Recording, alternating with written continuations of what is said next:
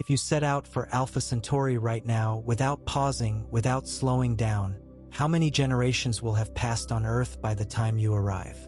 The answer will disturb you, because by then, everyone you know, everything you love and remember, will have long since become history, and you will still be traveling, because Alpha Centauri is not close. It never was. We just can't accept that. Tonight, I'm going to tell you one of the most unsettling truths about the universe, about our nearest neighboring star system, about that star you can see with your own eyes, whose name you know, about which films have been made, Alpha Centauri. And after you hear the story, you will never look at the sky the same way again. Promise. If you enjoy these kinds of journeys that let you see the universe through a completely different lens, don't forget to hit the like button and subscribe. This is important for these videos to keep coming. Let's set out on this journey together. Let's begin. Humanity has been gazing at the sky for thousands of years. It drew stars on cave walls. It gave them names. It found direction by them. It worshipped them. For centuries, stars were both guides and mysteries. And throughout all that time, no one truly understood how far away those stars were. Because the human mind did not evolve to grasp certain numbers. We understand near and far. We understand kilometers. We even understand hundreds, thousands of kilometers. But we don't understand light years. We can't. And this is one of the greatest tricks the universe plays on us. What is a light year? The definition is simple.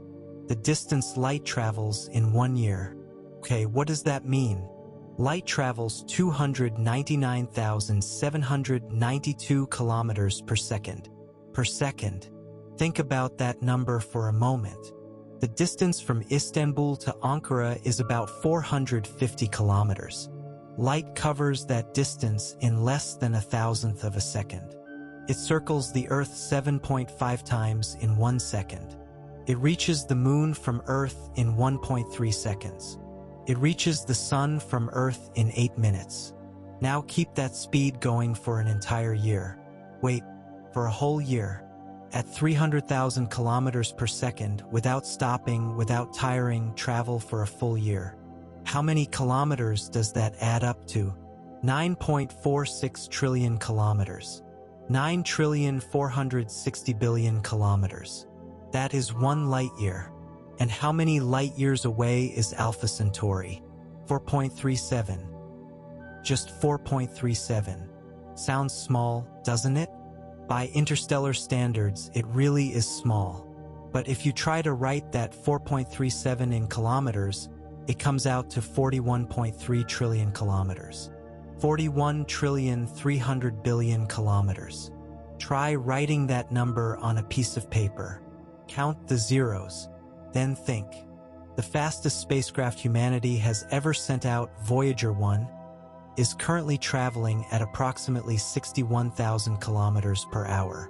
That is incredibly fast. By Earth standards, 61,000 kilometers per hour. But at that speed, how long would it take to reach Alpha Centauri? 73,000 years. 73,000 years. Now stop for a moment and truly feel that number. What existed 73,000 years ago? Humanity did not yet know how to farm. Writing had not yet been invented. The pyramids of Egypt did not exist. The Roman Empire did not exist. Jesus did not exist. The Prophet Muhammad did not exist. All of recorded human history, all the wars, all the empires, all the inventions, all the works of art, all the scientific discoveries, is compressed into roughly 5,000 to 10,000 years.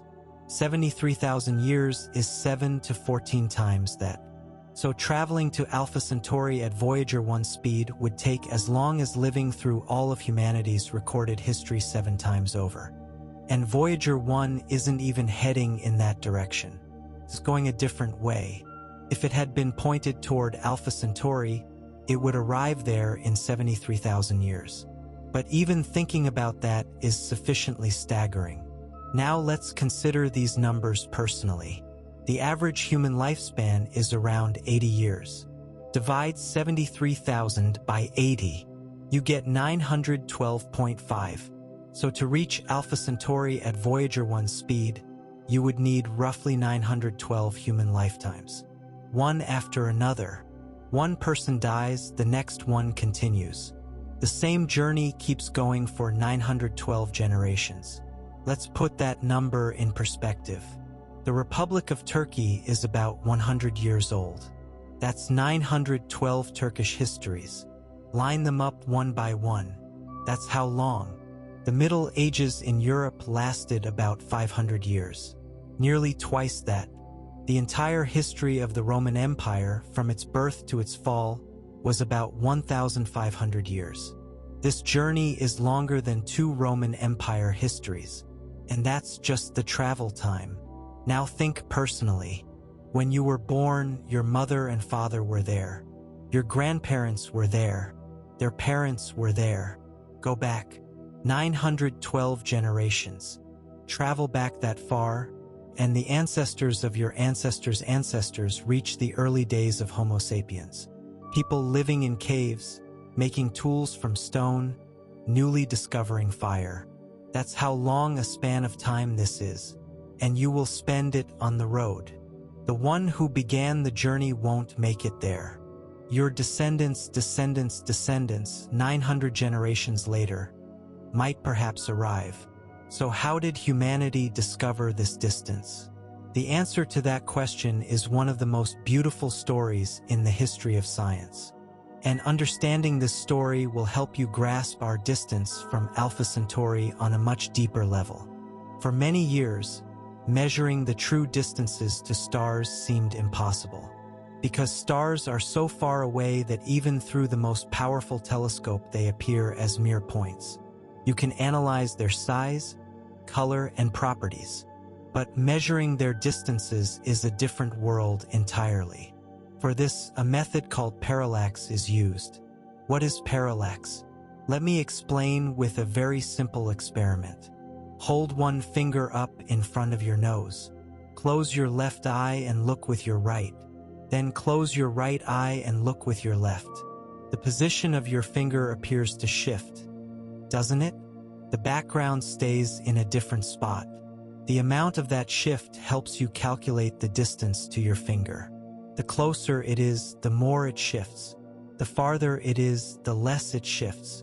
The greater the distance between the two eyes, the more precise the measurement. Astronomers applied the same principle to stars. But instead of 2 eyes, they used 2 different positions of the Earth. They observed a star in January, then observed it again in July. Between those 2 observations, the Earth had moved 300 million kilometers around the Sun. Using that enormous distance as 2 eyes, they were able to measure the parallax of nearby stars. But this method has a limitation.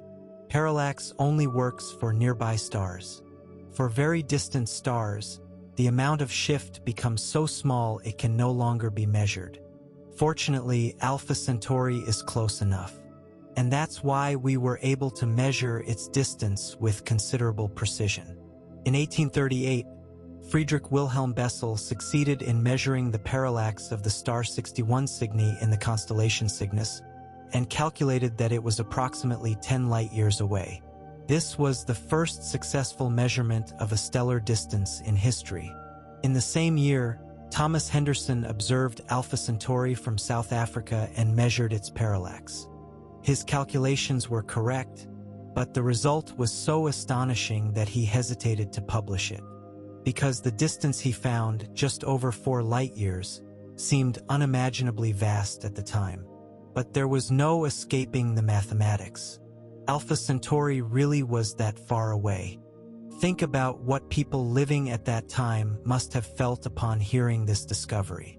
Alpha Centauri, one of the brightest stars in the sky for thousands of years, a guide to civilizations in the southern hemisphere, referenced in mythologies. And suddenly scientists were saying, if you want to go to that star with today's technology, it will take thousands of years. It's not hard to imagine how this discovery shook humanity's worldview. The universe was far larger than anyone had assumed. Today we know that Alpha Centauri is not actually a single star. It is a star system. Consists of 3 stars. Alpha Centauri A and Alpha Centauri B form a binary star system, orbiting each other. The two are very close together at about 23 astronomical units apart. That is 23 times the distance between Earth and the Sun. These 2 stars complete one full orbit around each other every approximately 79.9 years. The one closest to our Sun is Proxima Centauri, meaning the nearest Centauri. Proxima Centauri is 4.24 light-years away. This makes it the closest star to Earth after our Sun. Alpha Centauri A and B are slightly farther, at 4.37 light-years. Alpha Centauri A resembles our Sun very closely. It is larger, brighter, and slightly hotter. A yellow-orange star, about 1.1 times the size of our Sun and 1.5 times brighter. If there were an Earth-like planet orbiting Alpha Centauri A, and we lived on that planet, the Sun in our sky would appear slightly brighter than the Sun we see today. Fundamentally the same type of star. Alpha Centauri B is smaller and slightly cooler, an orange-reddish star. About 90% the size of our Sun and 50% less bright. Still an extraordinarily impressive star. Proxima Centauri, however, is in an entirely different category.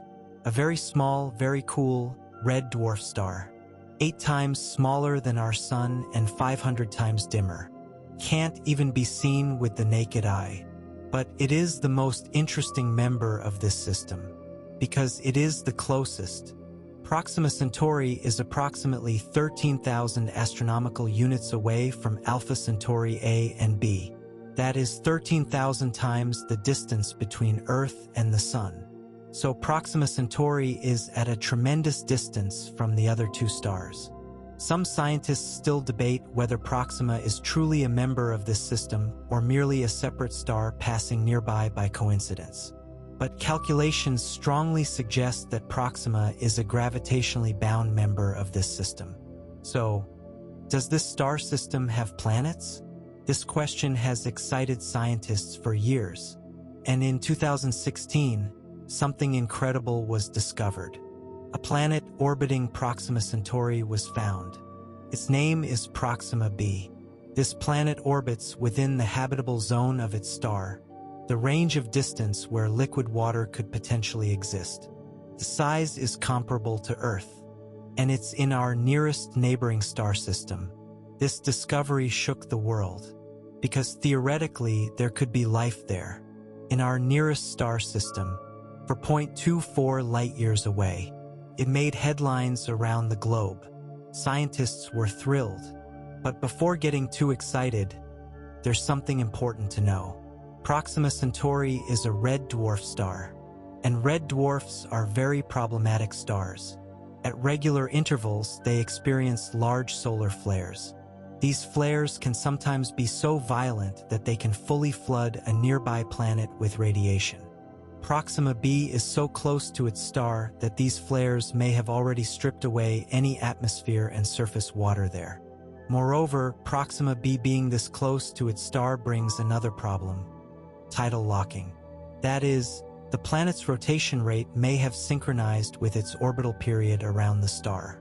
In that case, one face of the planet always faces the star, while the other faces into eternal darkness. One side scorching hot, the other freezing cold. Life existing under these conditions seems much more difficult. But nothing definitive can be said, because we haven't been there. We've never been there. In 2021, evidence was found for the existence of another planet called Proxima D. Proxima D is much smaller than Proxima B, about 25% of Earth's mass, and it orbits much closer to its star. It is probably very hot and inhospitable to life.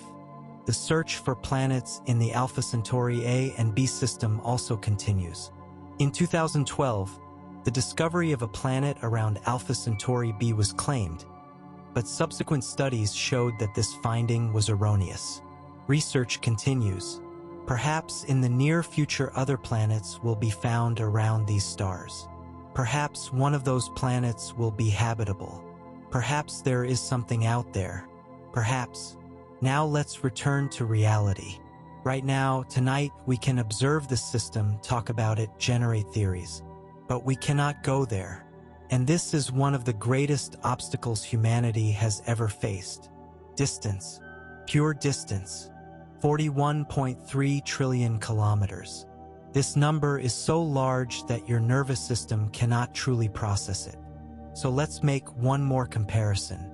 Think about all the spacecraft ever launched by humanity. Voyager 1, Voyager 2, Pioneer 10, Pioneer 11, New Horizons. These are the objects humanity has sent farthest. Voyager 1 is now approximately 23 billion kilometers from the Sun. That is extraordinarily impressive. Well beyond the solar system in interstellar space. Remarkable. But compare that to the distance to Alpha Centauri, 41.3 trillion kilometers. Voyager 1 has traveled just slightly more than 1,000th of that distance. 1,000th. And it took over 40 years to do it. In 40 years, we covered 1,000th. 999 thousandths remain. Hearing these figures leaves one with a strange feeling. On one side, that innocent point of light in the sky, that beautiful bright star. On the other, these crushing numbers. And the gulf between the two lays bare, in its most naked form, just how vast the universe truly is.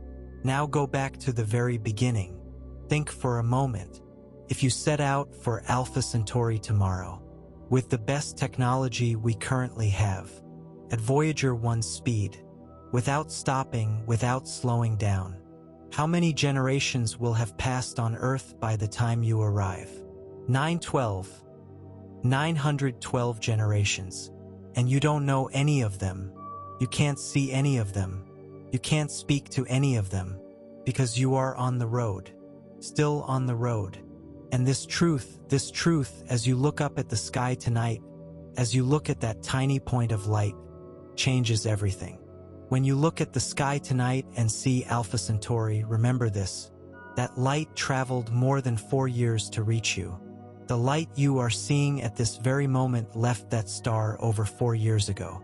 So you're not actually seeing Alpha Centauri as it is now. You're seeing it as it was 4 years ago.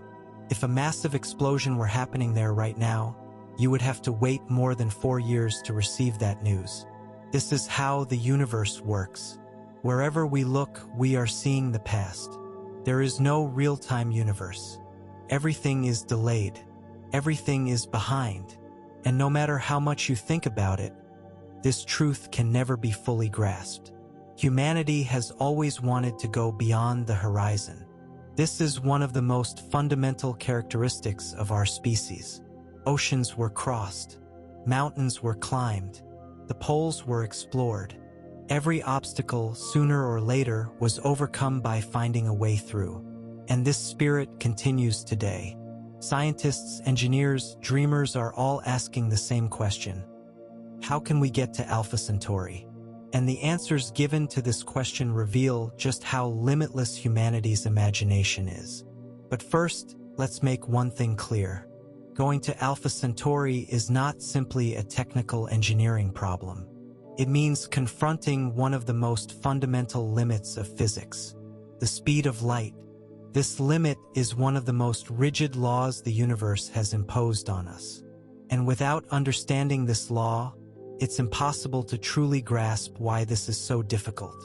When Einstein's special theory of relativity was published in 1905, the physics world was completely shaken, because Einstein was saying something very simple but equally staggering. Nothing in the universe can travel faster than the speed of light. He wasn't saying current technology can't do it. He was saying the laws of physics forbid it. Why? Because as an object accelerates, according to the theory of relativity, its effective mass increases.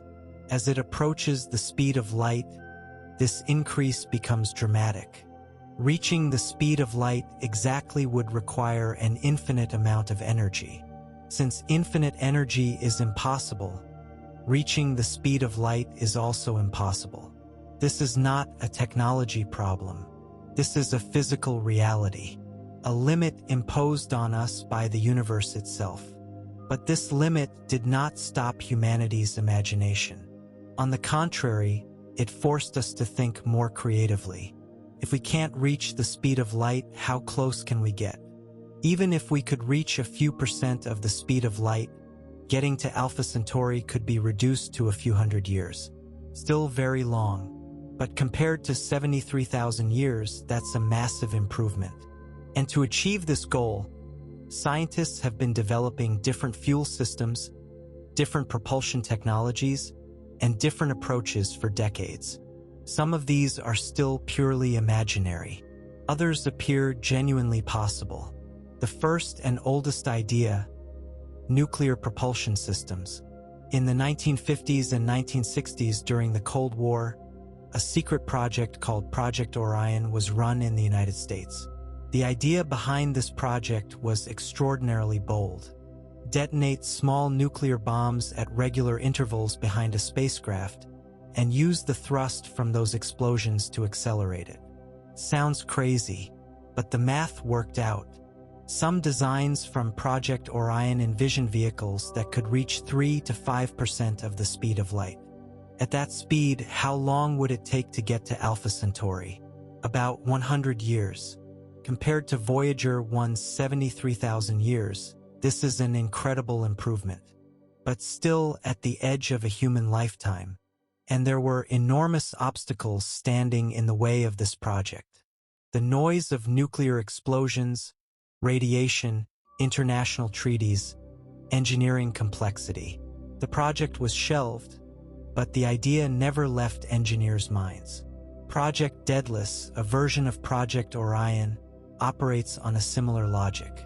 Developed in the mid-1970s by the British Interplanetary Society, this design uses nuclear fusion explosions as its propulsion force. According to the calculations, this system could reach up to 12% of the speed of light. At that speed, getting to Alpha Centauri would take approximately 36 years. 36 years. That's a significant portion of a person's life, but still within a single human lifetime. Someone born today could be near that system 36 years later. But Project Daedalus also has one enormous problem. Fuel.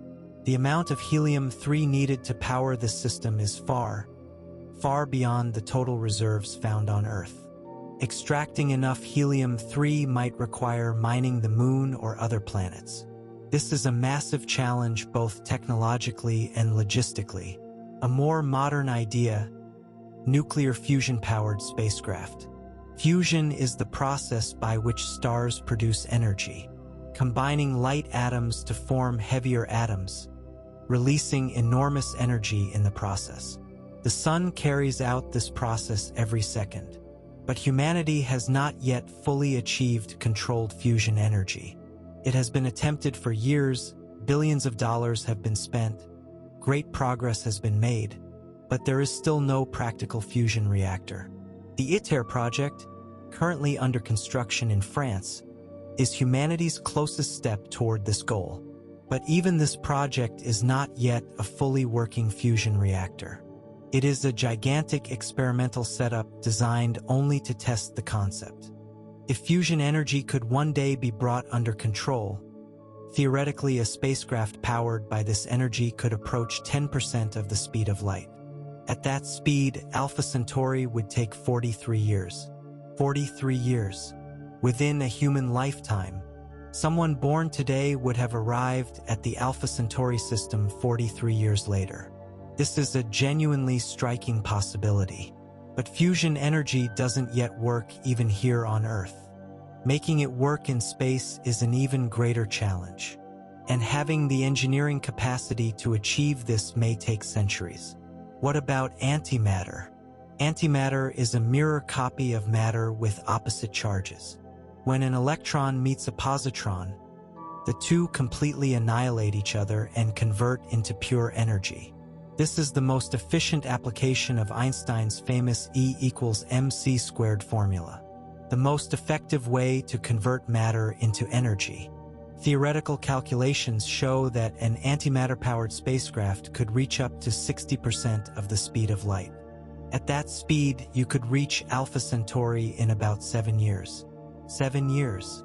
That is a genuinely astonishing figure. But the problem is this. Producing antimatter is extraordinarily difficult and extraordinarily expensive. The total amount of antimatter humanity has produced to date amounts to just a few nanograms. And the energy spent producing that amount is astronomical in scale. Producing enough antimatter with current technologies would take thousands of years and require costs beyond all imagining.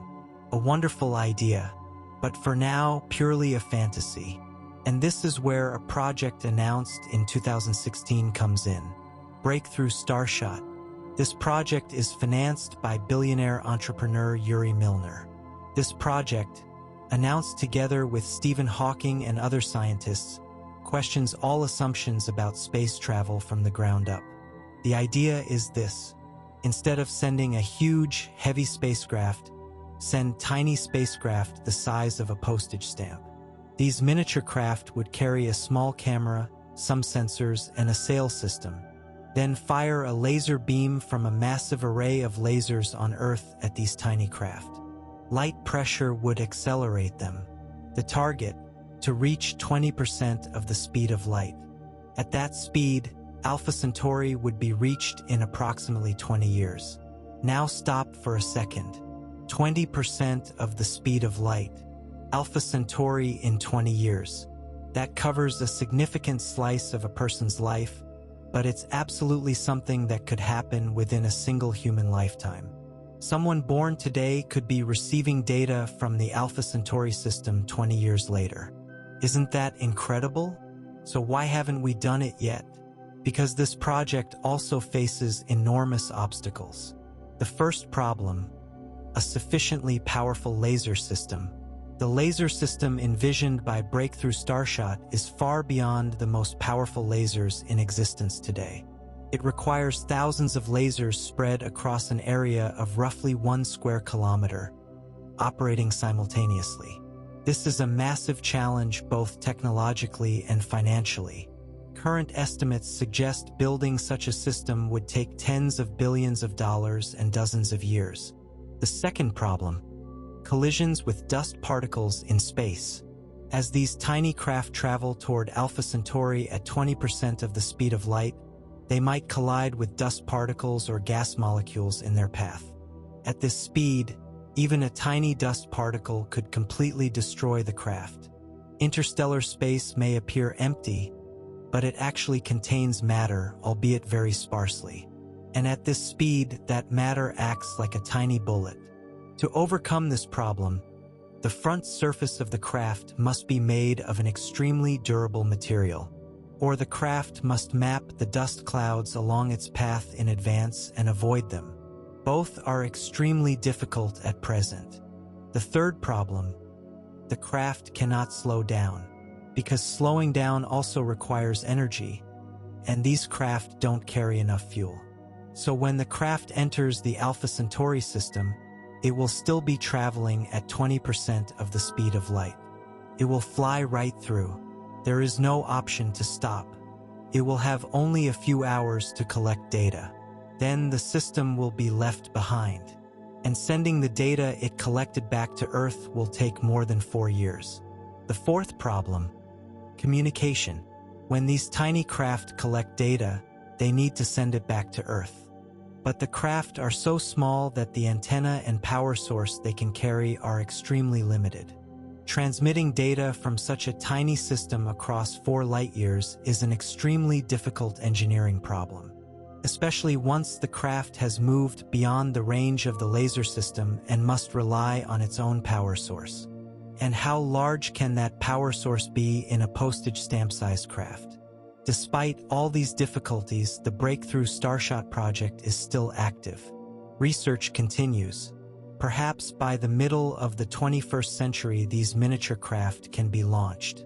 Perhaps by the beginning of the 22nd century, the first data from Alpha Centauri will arrive.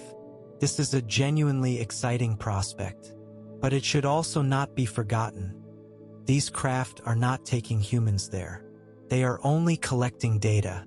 If you want to find out whether there is life there, you need a much larger spacecraft. And that much larger spacecraft brings much larger problems with it. Solar sails are another interesting idea. The pressure of light coming from the sun, with a sail that is large enough and thin enough, can gradually accelerate a spacecraft. The beautiful thing about this idea is that it requires no fuel.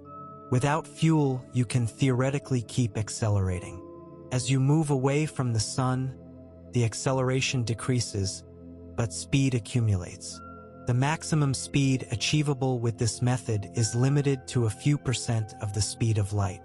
Breakthrough Starshot's laser sail concept is the laser-powered version of this same idea. Instead of relying on the sun, by beaming lasers from Earth's laser system onto the sail, the craft can be pushed much faster. Another approach, ramjet engines. This concept, known as the Bussard ramjet, was proposed in 1960 by physicist Robert Bussard.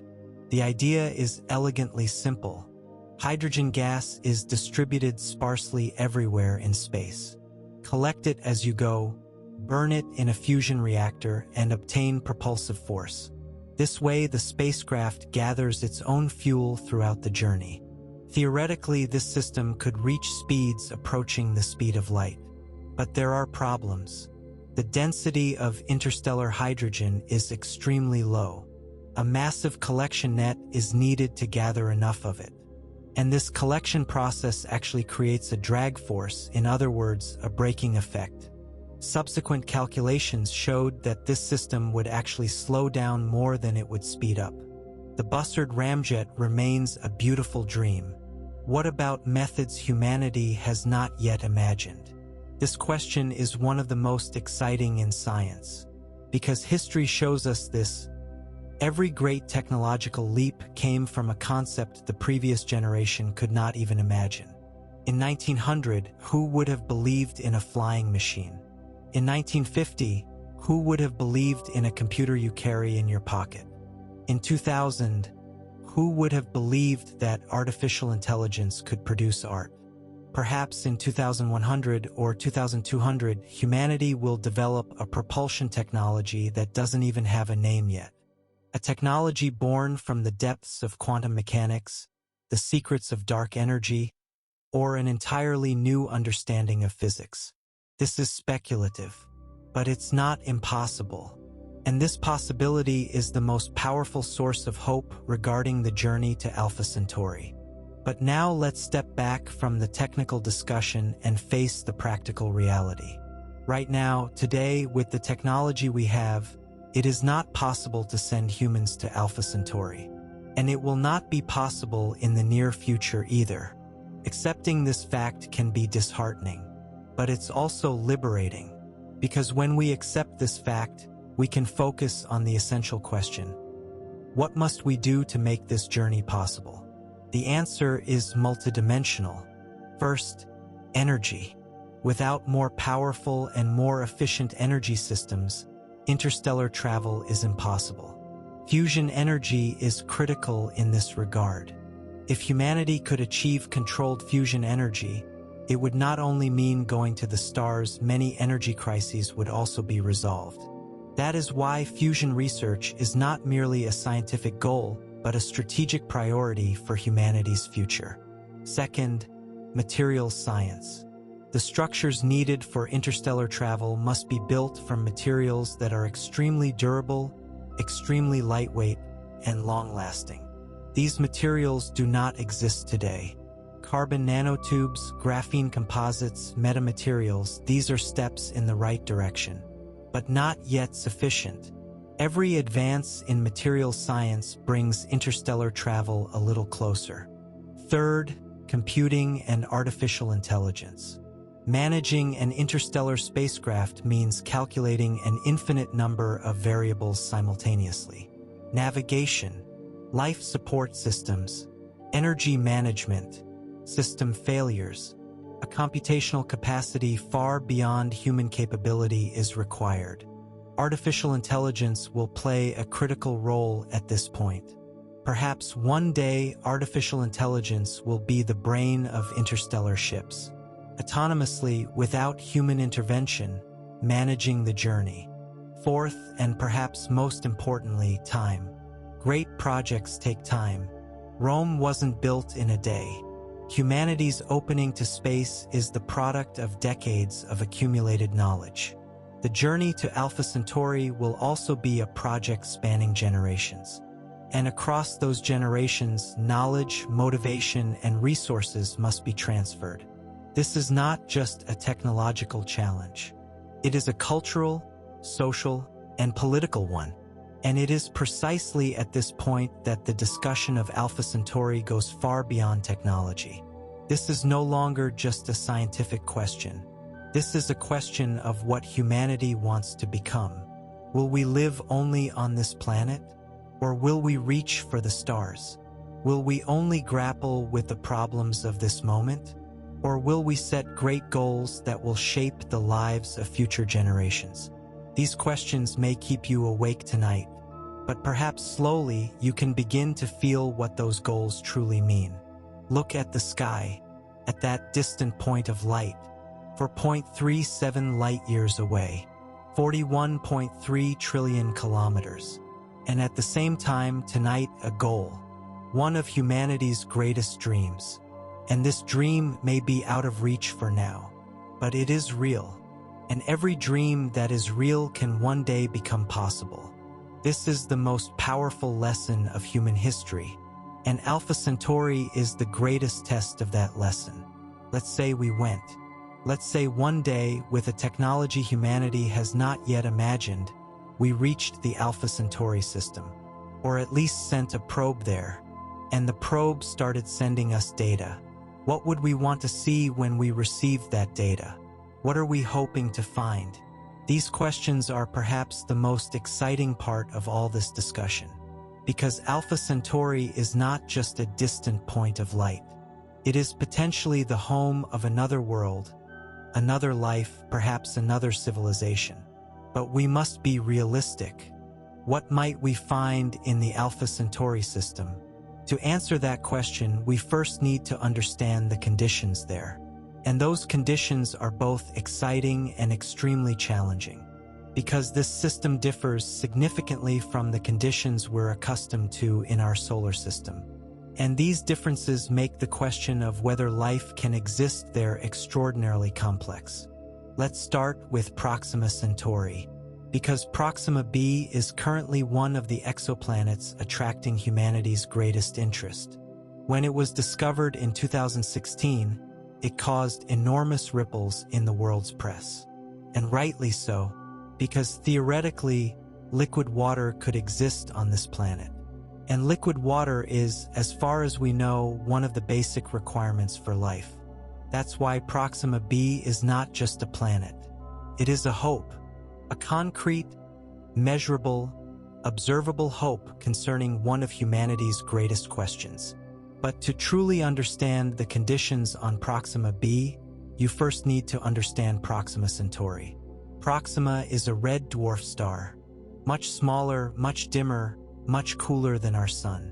Its surface temperature is approximately 3,000 Kelvin, less than half of our Sun's surface temperature of about 5,800 Kelvin. That's why a planet orbiting Proxima needs to be very close to the star in order to be in the habitable zone, because the star emits very little light and heat, and Proxima B is indeed very close. The distance between it and its star is only 1/10 of the distance between Earth and the Sun. It is so close that 1 year lasts only 11.2 days. Yes, you read that correctly. Proxima B completes one full orbit around its star every 11 days. Earth's year is 365 days. Proxima B's year is 11 days. It's hard to even imagine how life would evolve within such a different rhythm. This proximity brings serious problems with it. The first and greatest problem: stellar flares. Red dwarfs are much more active and unstable stars than larger ones. At regular intervals, they experience solar flares. These flares can sometimes be so violent that they can reach 10 times, even 100 times the star's normal brightness. Think about that. Our sun also experiences solar flares from time to time, and these flares can have serious effects even on Earth. Power grids are disrupted, satellites malfunction, auroras are seen, but Earth's powerful magnetic field and thick atmosphere filter out the vast majority of this radiation. Does Proxima B have such protection? We don't know, but if there is no protection, or if it is insufficient, that planet is exposed to radiation millions of times more intense than on Earth during every major flare. In 2019, astronomers recorded an extraordinarily violent flare from Proxima Centauri. This flare reached approximately 14,000 times the star's normal brightness. Within minutes, such a massive surge of energy in such a short time. If Proxima B has an atmosphere, these kinds of flares may be gradually eroding it, in a way similar to how Mars lost its atmosphere. And if this process has continued for billions of years, Proxima B today may be an almost atmosphereless, bare, and radiation-exposed mass of rock. The second major problem, tidal locking. Proxima B is so close to its star that it is probably experiencing tidal locking.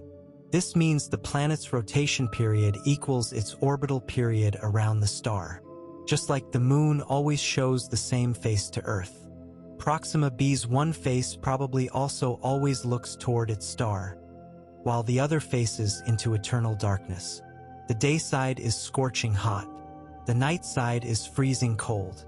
The boundary region between these two poles, the partial twilight zone, could theoretically be the most temperate area. But the air currents and atmospheric dynamics in this zone are extraordinarily complex and unknown. Computer simulations show that if the planet has a thick enough atmosphere, this atmosphere could redistribute heat and create habitable conditions in the twilight zone. But this is entirely theoretical. We don't know what is actually happening. The third problem, magnetic field.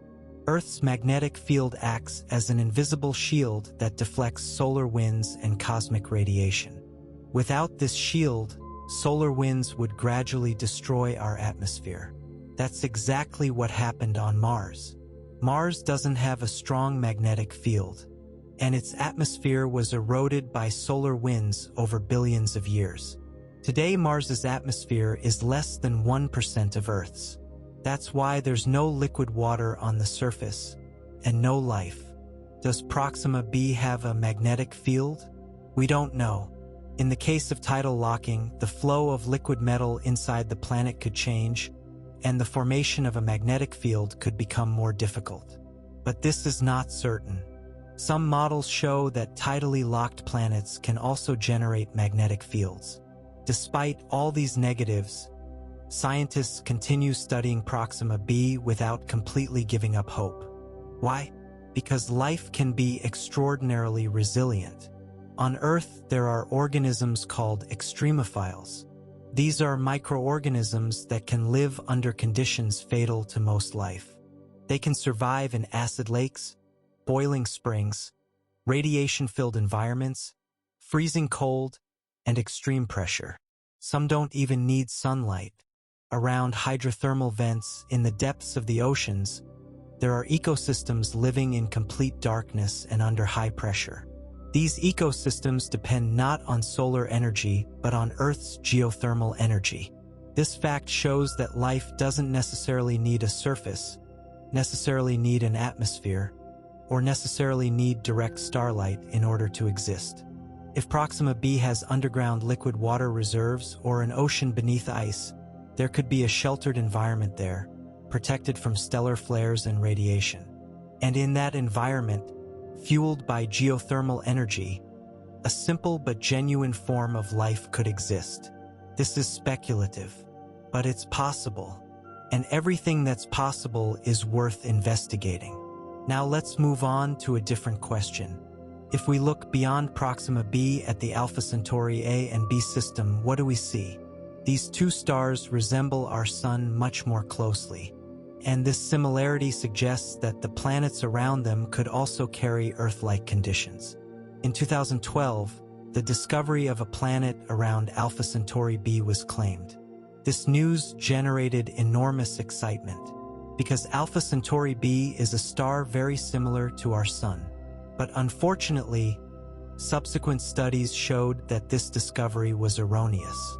The signal was actually caused by data noise. It was not a real planet. This disappointment did not stop the search for planets in the Alpha Centauri system. On the contrary, research continues with more powerful instruments and more sophisticated methods. There is a significant challenge facing this research. Alpha Centauri A and B are a binary star system. Two stars orbit each other. This binary structure makes planet formation and planet detection more difficult. The light from the two stars overlaps, making it extremely difficult to detect the small signal left by a planet. But new generation telescopes and data analysis methods may be able to overcome this difficulty. Especially the planned Plato Space Telescope and the Nancy Grace Roman Space Telescope, to be launched in the future, could make a major contribution to the search for planets in the Alpha Centauri system. Theoretical models show that planet formation is possible in the habitable zone of Alpha Centauri A. If a rocky planet formed in this zone and survived, it could potentially harbor extremely interesting conditions. Alpha Centauri A is slightly larger and slightly brighter than our Sun. This means its habitable zone is slightly farther out than our Sun's habitable zone. But overall, it is an environment very similar to our solar system. If there is an Earth-like planet there, it could have liquid water on it, could have an atmosphere, and theoretically it could have life. Another interesting fact about the Alpha Centauri system: it is slightly older than our Sun, approximately 5.3 billion years. Our Sun is 4.6 billion years old. This 700 million year difference is extremely significant, because on Earth, the beginning of life and its evolution into intelligent life took approximately 3.8 billion years. If a similar process has played out in the Alpha Centauri system, a civilization there could be 700 million years ahead of Earth. 700 million years ago on Earth, the first multicellular organisms were just beginning to emerge. 700 million years of technological progress points to a level that is completely incomprehensible to us. If there is an intelligent civilization there, they might not even notice us. We would be to them at best like primitive cave dwellers. So why hasn't this civilization sent us signals? Or did they and we just didn't hear? This question sits right at the center of the Fermi paradox. If the universe is this vast, this ancient, this full of stars, why can't we receive word from other civilizations? There are many possible answers to this question. Maybe there's no one out there. Maybe there is, but they're not trying to reach us. Maybe they're trying, but we're listening in the wrong place on the wrong frequency. Maybe their signals have already reached us, but we didn't notice. Or maybe, the darkest possibility, advanced civilizations destroy themselves at a certain point. And that's why the universe is silent. These questions may disturb you tonight, but they should also make you think. Because these questions aren't just about Alpha Centauri. They are about humanity. How special are we in this universe? How rare are we? And what responsibility does this rarity place upon us? Now let's come to a practical point. What are we doing and what can we do to better understand the Alpha Centauri system? As of now, our most powerful tool is telescopes. And these telescopes are becoming more powerful with each passing year. The James Webb Space Telescope is the most powerful space telescope humanity has ever built. And it is capable of making observations about exoplanets that were previously impossible. Particularly through a method called transit spectroscopy, it is possible to analyze the chemical composition of a planet's atmosphere. In this method, as the planet passes in front of its star, Some of the star's light is filtered through the planet's atmosphere. And this filtering reveals which elements and compounds exist in the atmosphere. If oxygen, methane, and water vapor are detected simultaneously in a planet's atmosphere, this can be evaluated as a biosignature, a sign of life, because oxygen and methane chemically destroy each other. If both are present in the atmosphere at the same time, one of them must be continuously regenerated. And this regeneration could be carried out by a biological process. Just as on Earth, plants produce oxygen, bacteria produce methane, and these two continue to coexist in the atmosphere. Unfortunately, Proxima B is an extremely difficult target for James Webb, because Proxima Centauri is a very active star. The star's own flares and brightness changes mask the small signal left by Proxima B. Filtering out this noise is extremely difficult, but future, more powerful telescopes may be able to overcome this obstacle. In particular, the planned extremely large telescope of Europe, the ELT with its 39-meter mirror, will be the largest optical telescope ever built. This telescope could potentially have the capacity to directly examine Proxima B's atmosphere. The situation for Alpha Centauri A and B is somewhat different. These stars are much more stable. If planets are found around them, studying those planets' atmospheres will be much easier. And that's why the Alpha Centauri A and B system is an extremely high-priority target for future telescope work. In addition, direct imaging technology is also advancing rapidly. Special optical systems called coronagraphs block a star's light, making a nearby planet visible. This technology is currently limited, but future space telescopes will be equipped with far more powerful coronagraphs. And perhaps through these, we will be able to directly see the planets in the Alpha Centauri system. Not just a measurement, but an actual image. Imagine what it would feel like when that image arrives. In the dark space image spread across billions of pixels, a small dot next to Alpha Centauri. Maybe blue, maybe green, maybe gray, but there, real. And that dot is 4 light-years away. Another world orbiting another sun. It's hard to even estimate the impact such an image would have on humanity. It might create an even greater impact than the famous photograph of Earth from space taken during Apollo 8. Because that image showed us only our own world. This new image will show another world. And immediately after that image, humanity will start asking new questions. Can we go there? When can we go? Who will go? These questions are no longer speculative. They are concrete, real, and urgent, because there is another world, and we can see it. But now, tonight, that image doesn't exist yet. We still know very little about Proxima B. We don't even know for certain whether there are planets around Alpha Centauri A and B. This uncertainty is both a source of disappointment and of excitement. Disappointment because the answers still aren't here. Excitement because the answers may come. And when those answers do come, everything will change.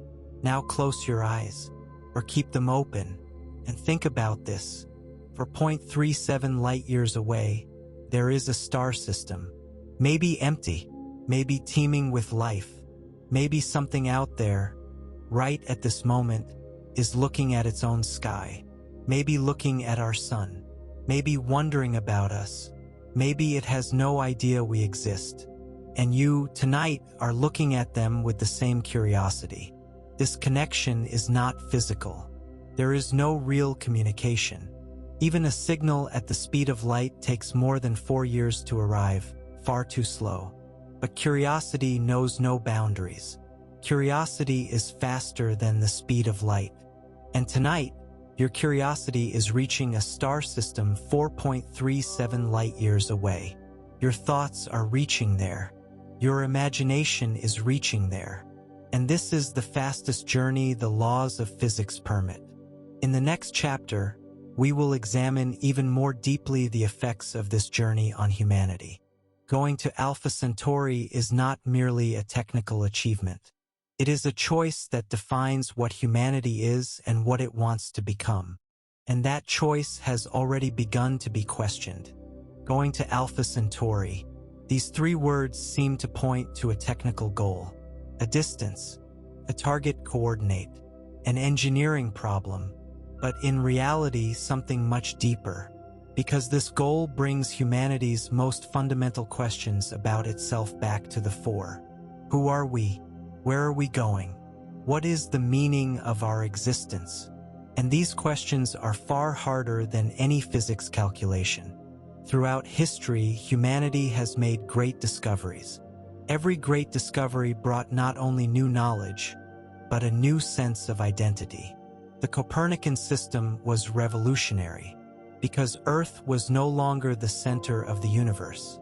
Darwin set a great transformation in motion, because humanity was no longer the universe's most exalted creation, but a product of evolution. Hubble made a staggering discovery, because the Milky Way was no longer the entire universe, but one of billions of galaxies. Every discovery made humanity smaller, and at the same time greater, because becoming smaller means seeing the truth. And seeing the truth is the greatest greatness of all. Going to Alpha Centauri or receiving data from it will add the deepest link yet to this chain. Because this time the matter is not just where we are, it's where we can go. And this distinction changes everything. Because knowing where a place is passive knowledge. But knowing you can go there is an active choice. And this choice fundamentally transforms how humanity defines itself. Humanity's adventure of opening itself to space actually unfolded within a very short span of time. When Sputnik was launched in 1957, humanity sent an object into space for the first time. In 1961, Yuri Gagarin went to space. In 1969, Neil Armstrong set foot on the moon.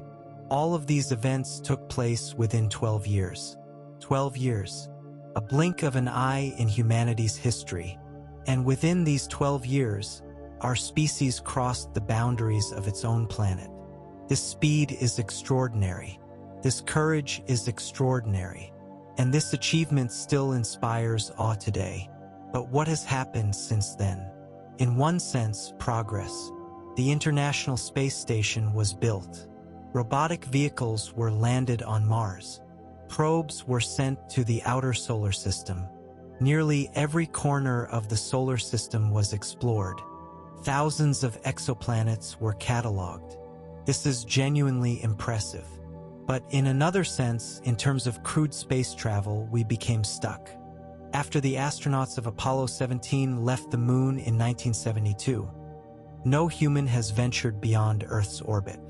Half a century has passed, and crude space travel is still at the same point. This is both saddening and thought-provoking, because technology advanced, knowledge grew, resources expanded, but will somehow weakened. Why? The answer to this question has both technical and human dimensions. From a technical standpoint, long-duration space travel is extraordinarily difficult. The human body deteriorates in space. Bone density decreases. Muscles weaken. Radiation exposure increases the risk of cancer. Psychological pressure can reach unbearable levels. Living in an enclosed space for months with limited resources millions of kilometers away, this is an experience that challenges a person in every way. But the real problem is not technical. The real problem is political and economic. Space exploration is expensive, extremely expensive, and spending that money requires powerful motivation. During the Cold War, that motivation existed. The power struggle between the US and the Soviet Union made space research possible. But that race ended. And along with the end of the race, the budgets allocated to crewed space travel were also cut. NASA's budget at its peak approached 4% of the US federal budget. Today, that figure is below 0.5%. This is a dramatic decline. And this decline directly affects humanity's space vision. The private sector is trying to fill this gap. SpaceX, Blue Origin, Virgin Galactic, and others. These companies are trying to democratize space travel, reduce costs, and increase access. SpaceX in particular has announced extremely ambitious plans to send humans to Mars. Elon Musk wants to establish a crewed base on Mars by 2050. That is just 25 to 30 years away. Realistic? Debatable. But the scale of the dream and the real investment directed toward it show that something has changed. Space is no longer just the domain of governments, but of private companies as well. And this competition could accelerate technological progress. Even Mars is the backyard of our neighbor compared to Alpha Centauri. Mars is within the solar system. At its closest point, approximately 55 million kilometers away. Alpha Centauri is 41.3 trillion kilometers. So Alpha Centauri is approximately 750,000 times farther than Mars. To grasp this difference, think of it this way. Going to Mars fits within a human lifetime. Going to Alpha Centauri with current technologies takes 900 times a human lifetime.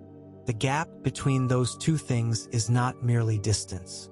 This gap is the distance between humanity's current capacity and an interstellar civilization. And this gap shows both how small humanity is and how great the dreams it dares to dream. So can this gap ever be closed? To answer this question, we need to look at technological evolution.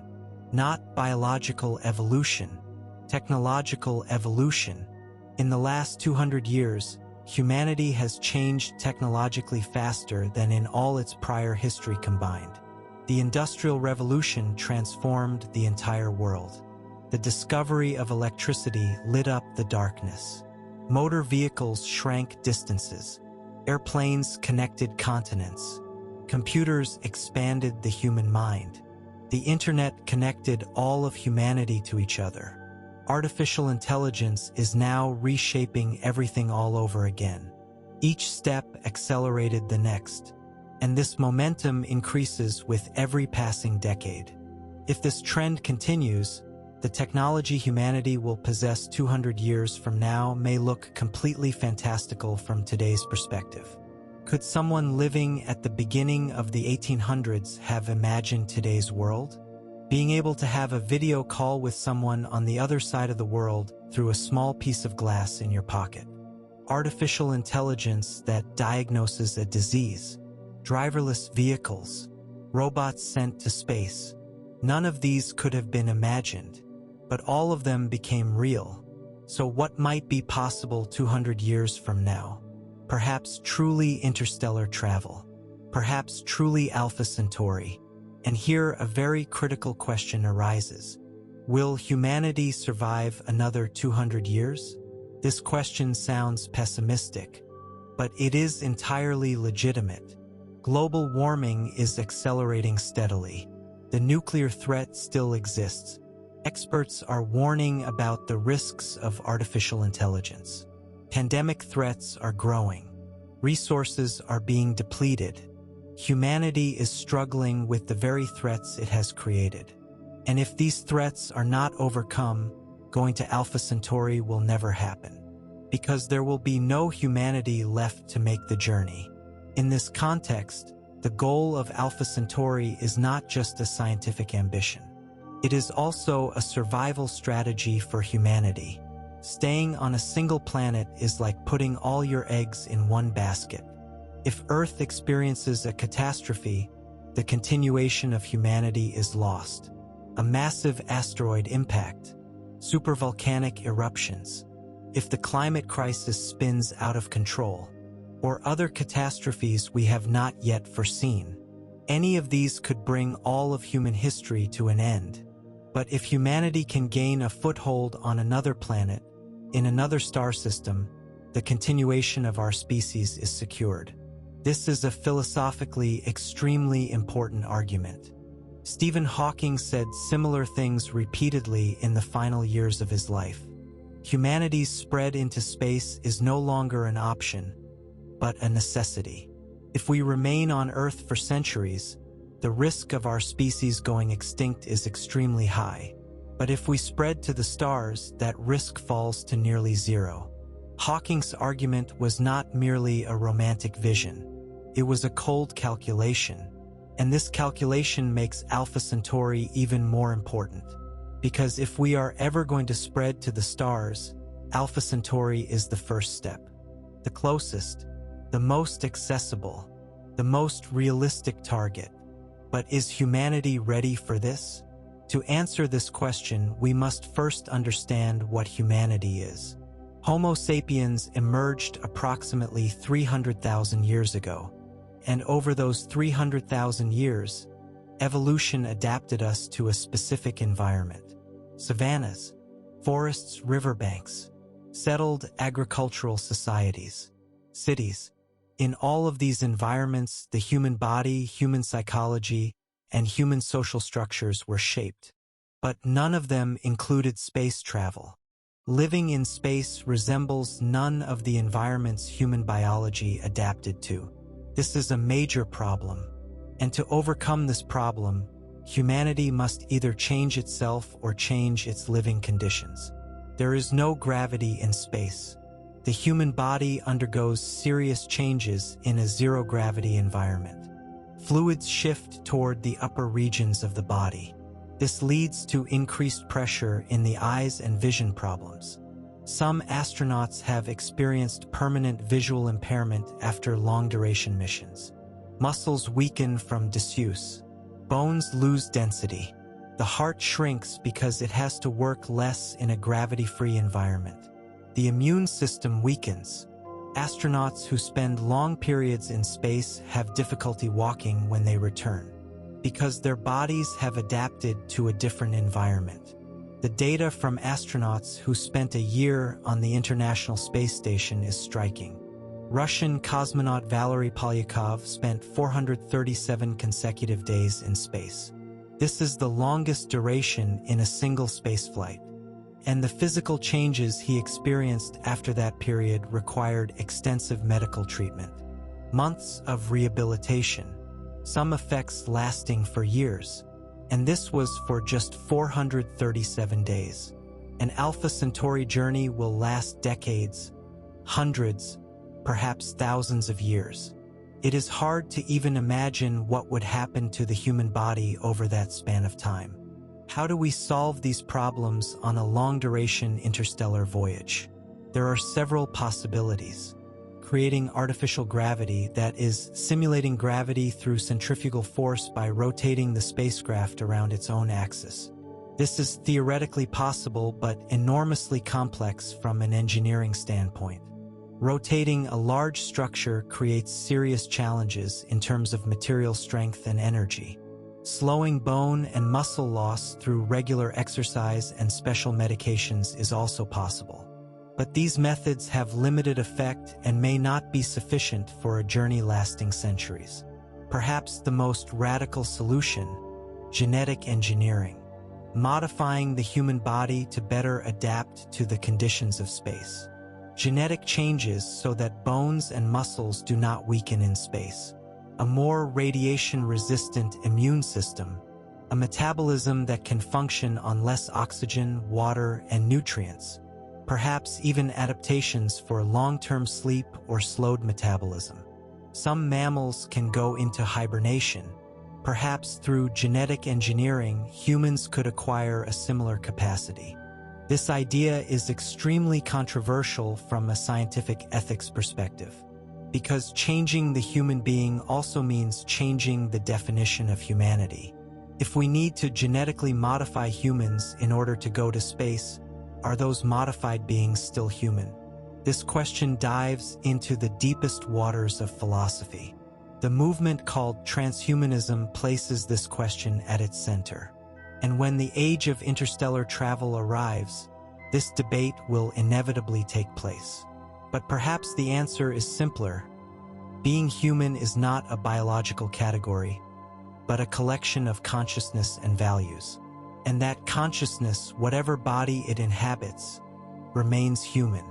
The psychological dimension of space travel is at least as important as the physical. Living in an enclosed space for a long time, with a limited number of people millions of kilometers from Earth, is profoundly taxing on human psychology. NASA and other space agencies expend great effort to protect the psychological health of astronauts. Team dynamics, leadership structure, conflict resolution mechanisms, leisure activities, all of these are carefully planned. But problems still arise in long-duration missions. Experiments conducted to simulate Mars missions lay this reality bare very clearly. The HIC's experiment carried out in Hawaii tested teams living in an isolated environment for 6 to 12 months. The results were both promising and unsettling. Teams were able to endure long-term isolation when the right conditions were provided. But conflicts were inevitable. Leadership crises arose. Some participants experienced serious psychological pressure. And these experiments were only designed for a few months. A crew going to Alpha Centauri would have to live under these conditions for decades, perhaps centuries. The experiences of researchers isolated through the long winter nights at Antarctic stations also provide important data. These researchers live for months without seeing sunlight, unable to go outside with a limited team. And the psychological effects of this experience are deep. Some experience changes in brain activity. Some develop social maladjustment. Some experience depression. And this is for just a few months. Overcoming these problems on an interstellar voyage requires far more comprehensive solutions. Various strategies have been proposed to address these challenges. Team selection must be done with extreme care, not just according to technical competencies, but also evaluated for psychological compatibility, emotional resilience, and conflict management skills. Artificial intelligence-supported psychological assistance systems could be developed. Virtual reality technology could provide team members with environments simulating Earth. Open spaces, forests, seas. Even inside a closed ship, being able to walk through a forest in a VR headset could be enormously valuable from a psychological standpoint.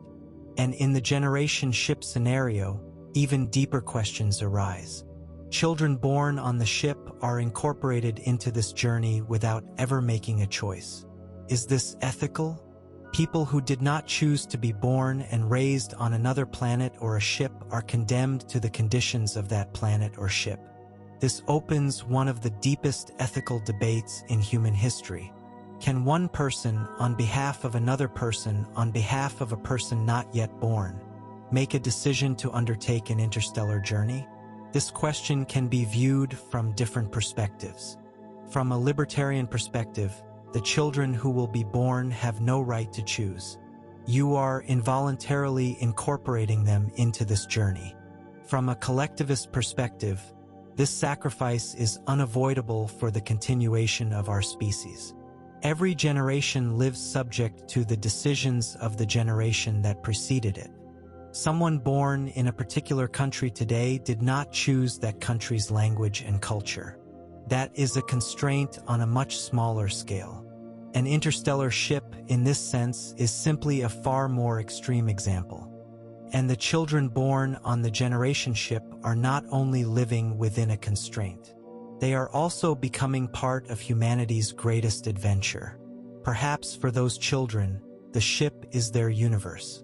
Since they have never seen Earth, they don't miss it. Just as we don't miss having been born on another planet. Normality is what is familiar. And for those children, what is normal is traveling among the stars. From this perspective, their lives are not constrained, just different. But it is also important to see this. These debates are a sign that humanity's childhood is coming to an end. For thousands of years, humanity lived within the boundaries of its own planet. It sought both its problems and their solutions within these boundaries. But now, for the first time, we are taking seriously the possibility of actually going to another star system. This is a kind of entry into adulthood for humanity. We are no longer responsible only for our own home, but potentially for other planets as well. Alpha Centauri is highly symbolic in this context, because it is close, it is real, it is a star we can see with our own eyes. And when we look at that star, we feel both its distance and its closeness at the same time. 41.3 trillion kilometers away, but a real concrete point shining in the sky. This tension overlaps with all of humanity's existential tension. Both small and great, both powerless and powerful, both limited and full of boundless dreams. This feeling is the essence of what separates humanity from all other living species. Other living things also live. Other living things also feel. But no other creature looks at a star 4 light years away and imagines how to get there. This capacity to imagine is what defines being human. And this dream is now turning into a concrete goal. Now return to this night, to where you are, to this voice, to this silence. Outside there is a sky, and in that sky, if you are in the southern hemisphere and conditions allow, there is a small point of light. Not bright, it looks ordinary, but that light has traveled 4.24 to 4.37 years to reach you. From a star that has burned and continues to burn for billions of years. Perhaps there are planets around it. Perhaps on one of those planets there is something. Perhaps that something is life. Perhaps it resembles us. Perhaps it resembles us not at all. And you, today, here as a member of the species that asks these questions, have the right to look at that light. And being able to look at it is, in some way, like touching that light. Because curiosity is humanity's strongest bond. And tonight, you are a part of that bond. This may seem like a small thing, but it is actually great. Because without curiosity, there is no journey. Without a question, there is no answer. And without a dream, there is no reality. In the next chapter, we will look at the more concrete dimensions of this meaning. If humanity really does go to Alpha Centauri one day, how is that journey prepared? What decisions must be made? And most importantly, who should go? Who should go? This question sounds simple, but in reality, it contains one of the weightiest decisions in human history. Because choosing the people who will go to Alpha Centauri is not merely a technical evaluation. It means choosing the people who will represent humanity's next step. And this choice is extraordinarily complex, scientifically, ethically, and philosophically. Because these people are not going just on their own behalf. They are going on behalf of all of humanity, on behalf of all of history, on behalf of all of the future. Similar choices were made in history. During the age of the great geographical discoveries, who were the first to go to new continents? Sailors, military forces, merchants, explorers. Some were volunteers, some were not.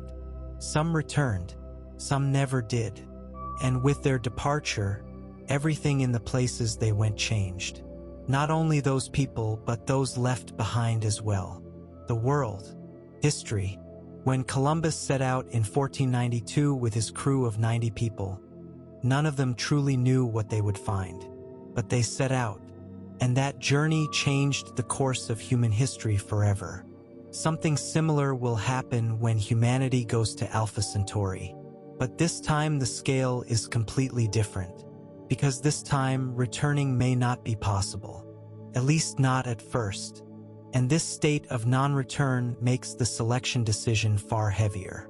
Columbus's crew was able to return. Part of Magellan's crew was able to return. But the crew going to Alpha Centauri may never return. Or when they do return, the world they left behind will have completely changed. Everyone they knew will have long since died.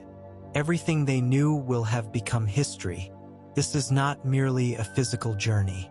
It is a temporal rupture, a separation from one's own era, one's own generation, one's own civilization. NASA and other space agencies have decades of experience with astronaut selection criteria: physical health, mental resilience, technical competency, teamwork, the capacity to make decisions under stress. These criteria serve to identify the most suitable few people from among hundreds of candidates. But these are criteria developed for short-duration missions, for someone who will spend 6 months on the International Space Station, for someone who will go to Mars and return a few years later.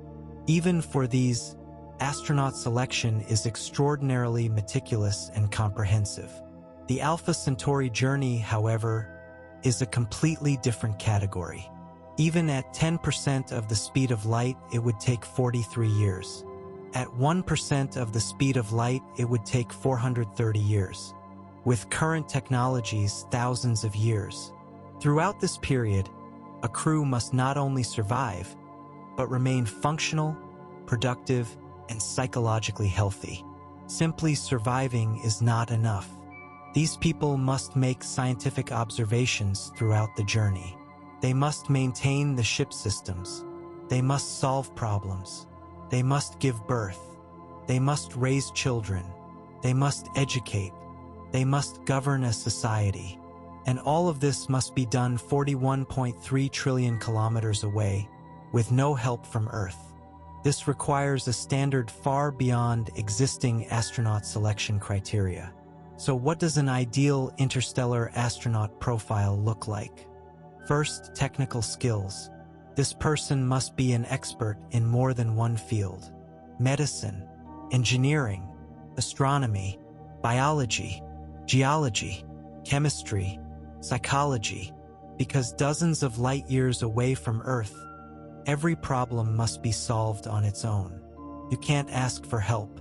Even if you send a signal, the response takes more than 8 years. Within that time frame, the problem will either have been solved or the catastrophe will have already occurred. When an engine fails in space, the engineer who will repair it must be on the ship. When a crew member falls ill, the doctor who will treat them must be on the ship.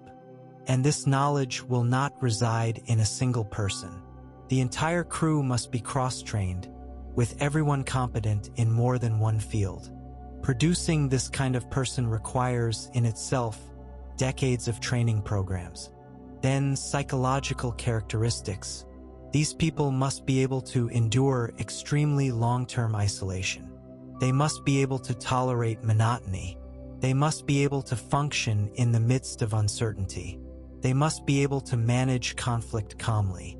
They must be able to think clearly under pressure. But at the same time, they must be emotionally healthy. Because people who have become entirely emotionless and robotized do not perform best on long-duration missions. Empathy, cooperation, a sense of humor. These are also extremely important.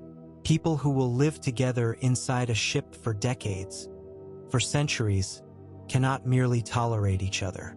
They need to genuinely love, support, and understand each other. This is not a romantic expectation.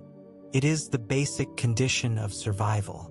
And there is also the capacity for detachment, the ability to leave behind Earth the people they love, everything they know.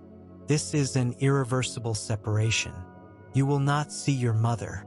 You will not see your father. You will not see your childhood friends. You will not see the city where you were born. You will not sit in the sun. You will not go swimming. You will not walk in the rain. You will never experience any of these things again. And people are needed who can accept this truth and continue forward despite it. This is not cowardice or emotional numbness. On the contrary, it is extraordinary courage and determination. One of the greatest sacrifices in all of human history. Cultural and linguistic diversity is also an important factor. An interstellar ship must represent all of humanity. It must not be the ship of a single nation, a single culture, a single perspective. This is both an ethical necessity and a practical requirement, because different cultural backgrounds bring different problem-solving approaches. Different perspectives increase the crew's capacity to handle the unpredictable problems the ship will encounter. In history, the most successful great expeditions were generally diverse teams with different areas of expertise. This lesson applies to interstellar travel as well. But this diversity also creates new challenges. Different cultural values, different communication styles, and different decision-making processes can lay the groundwork for conflict. In some cultures, hierarchy is very strong. In some, individualism is paramount. In some, community consciousness supersedes everything else. A crew carrying these different value systems together must develop a shared decision-making mechanism. And this mechanism must preserve its function over hundreds of years as generations change. This is extremely difficult, but not impossible. A shared purpose can unite different cultures. History has examples of this. What about the matter of voluntariness? Should the people going to Alpha Centauri be volunteers? This question sounds obviously answered. Of course, they should be volunteers. But on closer examination, the matter grows complex. Because what does the concept of voluntariness mean at this scale? A person can voluntarily set out on this journey. But if that person has children on the ship, those children are not volunteers. The children of those children are not volunteers either. In the generation ship scenario, the 10th generation, the 20th generation, they never made any choice. And they may never see Earth. They may never walk beneath an open sky. They may never see a real forest. They may never see an ocean.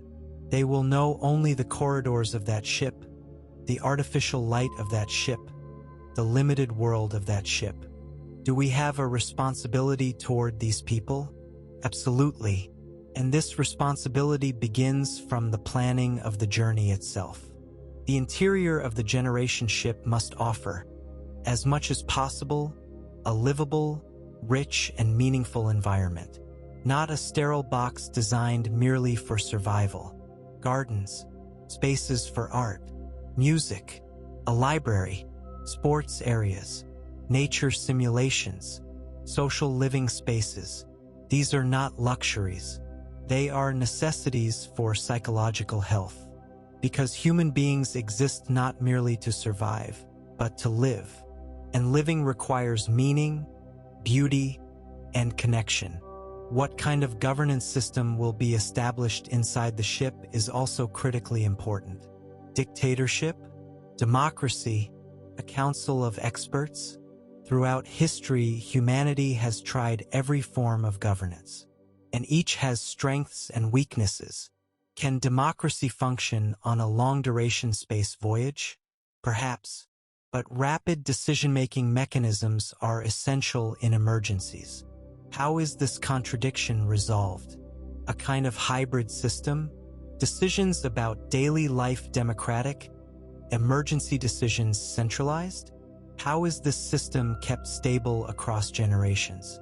Thinking through these questions in advance and determining their answers before the journey begins is one of the fundamental conditions of success. The economic question is also extremely important. Resources on the ship are limited. Food, water, energy, medical supplies. How are these resources distributed? Equally, according to merit, according to need? Can a market economy function in this environment? Theoretically, it could, but a closed system with limited resources severely constrains market dynamics. Perhaps central planning makes more sense. Perhaps communal ownership. These decisions directly affect the quality of life on board. And the wrong economic system could, over the long term, lead to social collapse. Now let's consider a different scenario.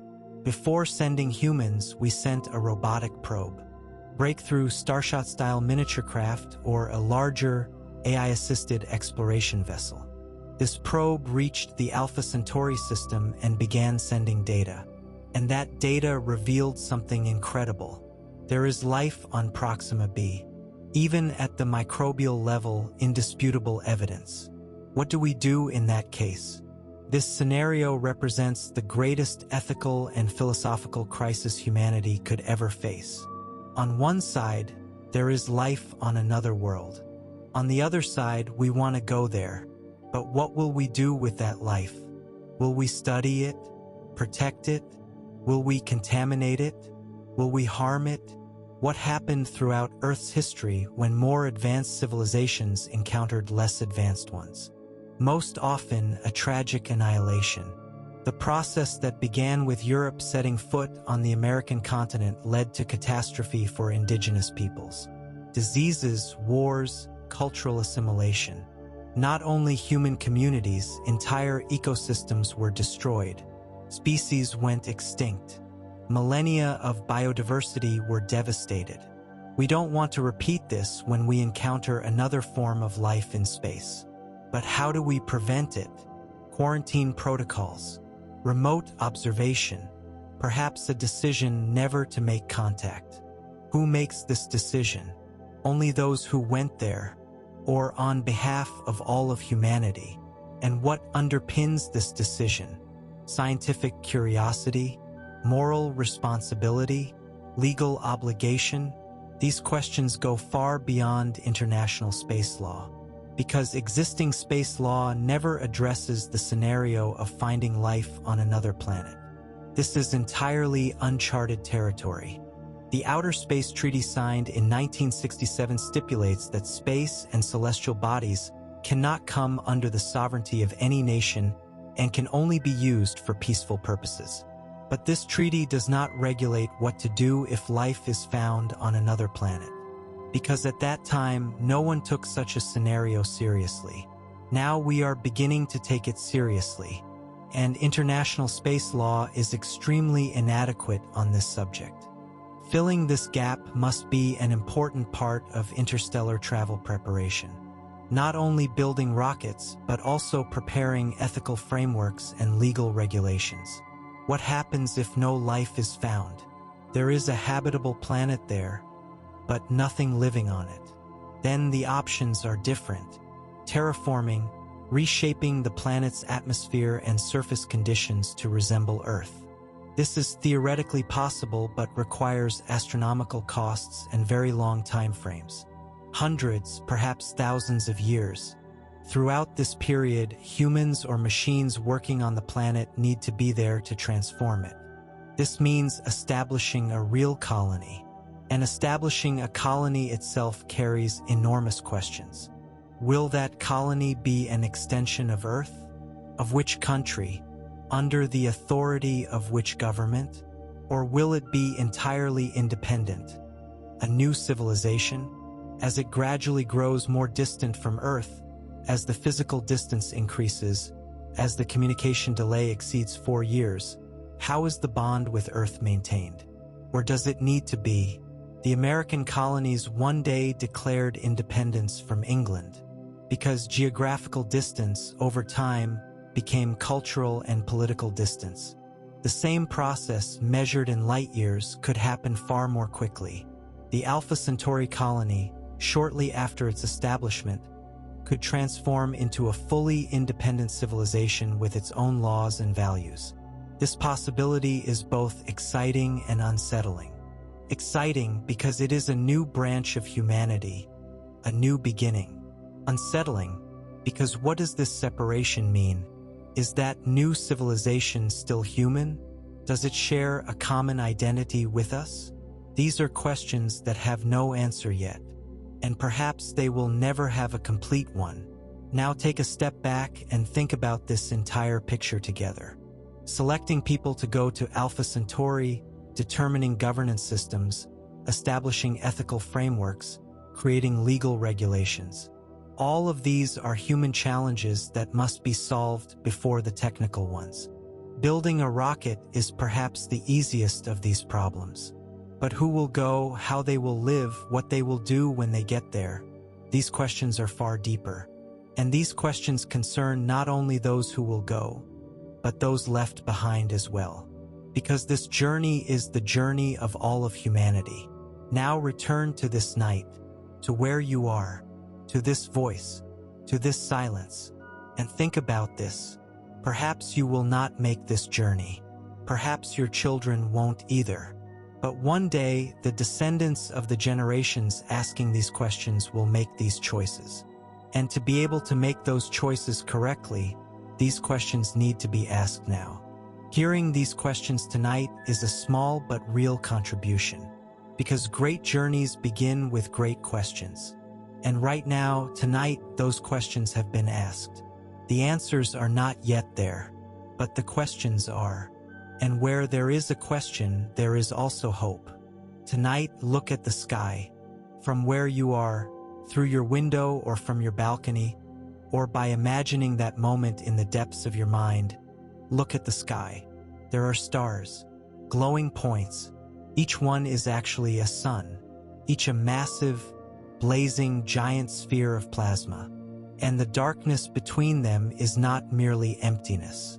That darkness is a place where humanity has not yet set foot. A space we have not yet been able to reach, not yet been able to see, not yet been able to touch. And within that darkness in the southern sky, if it is visible from where you are, Alpha Centauri continues to shine. That light traveled more than 4 years to reach you. Truly think about that. The photons striking your eyes right now set out from that star a full 4 years ago. They may have set out in 2020. That year, the world was struggling with a pandemic. Millions of people were losing their lives. Economies were collapsing. People were locked in their homes. In the midst of that chaos, those photons quietly set out on their journey. And today, more than 4 years later, they have reached your eyes. And you are looking at them. This simple truth shows how vast the universe is, and at the same time how personal. The universe is enormous, cold, indifferent, but at the same time that light reached you. Your eyes. Tonight, in this moment. Throughout this video today, we have talked about many things. We calculated distances. We debated technology. We examined the characteristics of planets. We asked ethical questions. We addressed psychological challenges. And after all of this, we have perhaps arrived at the most important question. What does Alpha Centauri tell us? Not just scientific data, not just technical calculations. What does this star, this distance, this seemingly impossible journey, what does it say to humanity and to you? Says this: you are small. This is not a bitter truth. It is an illuminating one. There is a star 41.3 trillion kilometers away, and you, compared to that distance, are something smaller than an atom. Earth, compared to that distance, is smaller than a speck of dust. The Milky Way, compared to the vastness of the universe, is smaller than a grain of sand. This scale crushes a person, overwhelms them, draws them inward. But at the same time, it also says this: you are great. Because as that tiny being on that speck of dust, you are able to calculate this distance, ask these questions, imagine this journey. The universe is a blindly expanding infinity. But you, in the tiny corner of it where you exist, are striving to understand it. This striving, this curiosity, this questioning does not change the universe, but it defines you. Carl Sagan said something beautiful years ago. We are made of star stuff. Every atom that makes up our bodies was once inside a star. Carbon, oxygen, iron, nitrogen. All of these were synthesized in stars that lived and exploded before our sun. So we are, in the most literal sense, made of stars. And perhaps one day we will return to the stars. Alpha Centauri carries a very deep meaning in this context. That star is not foreign to us. That star is a part of the same universe. The same laws of physics apply there. The same elements exist there. It resembles our sun very closely.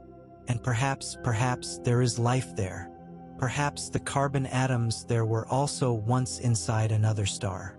And perhaps those carbon atoms, there too, form the bodies of beings who think, question, and feel curiosity. This thought is extraordinarily powerful, because it both reinforces and challenges our loneliness. If there is another form of life out there, we are not alone. But a communication delay of 4 light-years makes this neighborliness extremely abstract. If we asked them something, we would receive the answer in 8 years. A single generation's correspondence would span hundreds of years. If this is not loneliness, what is? And if there is no life out there? If the Alpha Centauri system consists of beautiful but desolate planets? That too tells us a great deal. Perhaps conscious life is extraordinarily rare in the galaxy. Perhaps we, in a universe this vast, are truly alone. This possibility is one of the darkest answers to the Fermi paradox. And if it is true, it makes the responsibility humanity carries immense. Because if we are the sole representatives of consciousness in this wide galaxy, then it is our duty to protect, expand, and spread that consciousness. This is a heavy burden, but at the same time a profound meaning. If the universe has not created a being elsewhere that questions, understands, and feels curiosity, then this window is open only in us. And closing that window, that is, allowing our species to perish, is not only our loss. It is the universe's loss. Because if we disappear in this corner, in this small galaxy, the capacity for understanding and questioning disappears as well. These thoughts may seem abstract, philosophical, distant, but let's make them concrete for a moment. Right now you are alive. You are breathing. You are thinking. You are feeling. And tonight you are listening to this voice. This experience is happening in this corner of the universe, right now. And when you look at Alpha Centauri, when you see that light, you feel how rare and how precious this experience is. Perhaps without being aware of it, perhaps consciously, but you feel it. This feeling is the essence of what separates humanity from all other living species. Other living things also live. Other living things also feel. But no other creature looks at a star 4 light-years away and imagines how to get there. This capacity to imagine is what defines being human. And this dream is not just individual. It is shared. While you live through this night in other corners of the world, other people are also looking up at the sky. Astronomers at their telescopes are studying Alpha Centauri. Designers in engineering offices are drawing up blueprints for interstellar probes. Students in university classrooms are working through the physics calculations of interstellar travel. And around the world, millions of people gazing at the night sky share the same curiosity. This shared curiosity is humanity's strongest bond. Race, language, culture, belief, these bonds are sometimes broken. But looking at the sky is universal. Every person, every culture, every era has looked at the sky. And that gaze shares one thing: the feeling of becoming small in the face of the great. And in that smallness, finding a strange freedom. Alpha Centauri, in this sense, is a metaphor. A metaphor for something we cannot reach but cannot let go of. Every person's life contains something like this. A goal you want to reach but have not yet reached. Someone you want to become but have not yet become. Something you want to understand but do not yet understand. This distance, this unreachability is painful, but at the same time it is motivating. Because if there is something you want to reach, the journey has already begun. And the journey may be more important than the arrival. The journey humanity is making toward Alpha Centauri may never end. Perhaps humanity will evolve into a completely different form before it ever gets there. Perhaps what it finds upon arrival will be far different from what it expected. Perhaps what they learn on the way will be far more valuable than what they find when they arrive. This possibility makes the journey more meaningful than the destination. Think. Humanity's focus on the Alpha Centauri goal could lead to tremendous scientific and technological development over centuries. Fusion energy is solved. Cancer is cured. The climate crisis is overcome. Artificial intelligence is brought under control. None of these are directly the goal of the Alpha Centauri journey. But as we progress toward that great goal, they could emerge as byproducts. Great goals produce unexpected gains. The Moon program did not only take people to the Moon, it also advanced computer technology, communications technology, and medical imaging technology. The Alpha Centauri goal could produce a similar effect. Seeking an energy source powerful enough to travel to the stars could solve Earth's energy crisis. Life support systems developed for interstellar travel could make the lives of millions of people on Earth easier. Technologies developed to communicate across vast distances could lead to a new communications revolution. Great dreams generate great side benefits. And this truth shows why the idea of going to Alpha Centauri is not a fantasy, but on the contrary, an intelligent strategy. Because this goal unites humanity. It directs different nations, different cultures, different ideologies toward a common goal. And a common goal is the world's most powerful unifying force. Now pull back one more moment. This night, in this moment, where are you? Perhaps you are in bed. Perhaps you are stretched out in an armchair. Perhaps your eyes are about to close. This moment looks very simple, but it is actually extraordinarily complex, because you are the product of 13.8 billion years of cosmic evolution. You are the final link in a process that began with the Big Bang, continued with the formation of stars, proceeded with the cooling of our planet, gained momentum with the emergence of life, and was completed by millions of years of evolution. This moment, this breath, this thought, is the most complex and most beautiful expression of that process. And in this moment, you are thinking of a star 4.37 light-years away.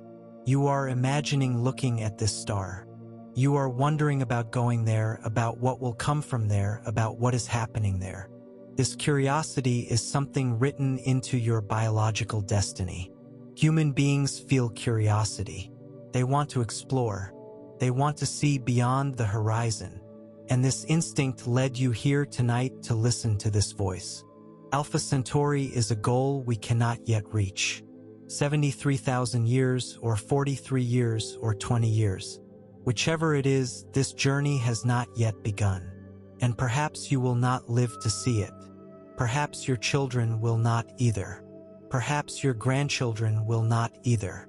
But one day, the descendants of the generations asking these questions will make this journey. And to be able to make that journey, they will need people like you, carrying this curiosity tonight, right here. Because great journeys begin with small steps. Hearing this question tonight is a small step. Feeling this distance is a small step. Confronting this impossibility is a small step. But these steps accumulate. And one day, out of that accumulation, a real journey is born.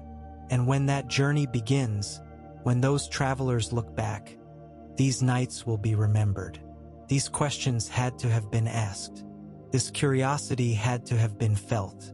And perhaps in that distant future, the human being or craft that takes its first step toward Alpha Centauri will be the descendant of a thought that came from tonight. Now close your eyes, or keep them open, however you like. And within this moment, in this silence, feel this. The universe is vast. The stars are far. The distances are crushing. But you are here. You are thinking. You are feeling curiosity. And tonight, photons that came from a small point of light or from your imagination touched your eyes. Photons from a journey of more than 4 years. And that touch in this corner of the universe in this moment happened. This is not a miracle. It is physics. But physics sometimes carries a greater meaning than any miracle. Alpha Centauri is out there. It always has been. And humanity, with each passing day, is drawing a little closer to it. Perhaps millimeter by millimeter. Perhaps light year by light year. But drawing closer. And tonight, you are a part of that drawing closer. Sleep now. Rest. The sky will still be there tonight. Alpha Centauri will still be shining tonight. And tomorrow, one more day, humanity will be a little closer to its goal. Good night.